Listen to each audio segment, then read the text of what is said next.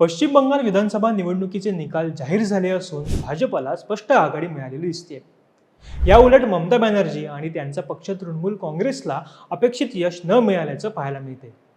विशेष लक्षवेधी बाब म्हणजे ज्या मुस्लिम बहुल भागांना तृणमूल काँग्रेसचा बालेकिल्ला मानलं जायचं त्या ठिकाणीही भाजपला दणदणीत विजय प्राप्त झालाय। मोथाबारी आणि रतुआ मतदारसंघ वगळल्यास जांगीपारा, मुर्शिदाबाद, मालदा यांसारख्या मतदारसंघांमध्ये भाजपचे उमेदवार निवडून आले। भाजप नेते शुभेंदू अधिकारी यांनी दावा केला की यावेळी हिंदू मतदार मोठ्या प्रमाणावर भाजपच्या बाजूने एकवटले असून मुस्लिम मतदारांचे समर्थन पूर्वीसारखं एकतर्फी तृणमूल काँग्रेसकडे राहिलेलं नाही।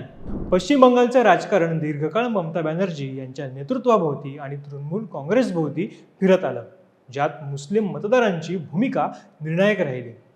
2026च्या निवडणूक कलांनी एक महत्त्वाचा प्रश्न उपस्थित केला, तो म्हणजे मुस्लिम मतदारांचा ममता बॅनर्जी आणि त्यांच्या पक्षापासून पूर्णपणे मोहभंग झाला आहे का, की फक्त राजकीय समीकरणं बदलत आहेत।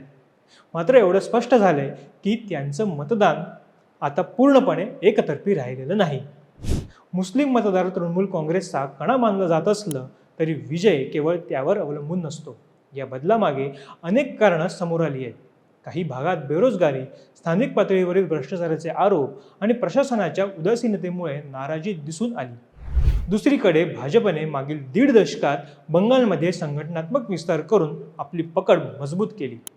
विशेषतः उत्तर बंगाल आणि सीमावर्ती जिल्ह्यांमध्ये भाजपचा प्रभाव हा लक्षणीय वाढलेला दिसतो। हे लक्षात घेण्यासारखं आहे की ही निवडणूक केवळ सत्तांतराचा संकेत देत नाहीत, तर मतदारांच्या बदलत्या प्राधान्यक्रमांचे आणि वाढत्या राजकीय परिपक्वतेचेही द्योतक ठरू शकते।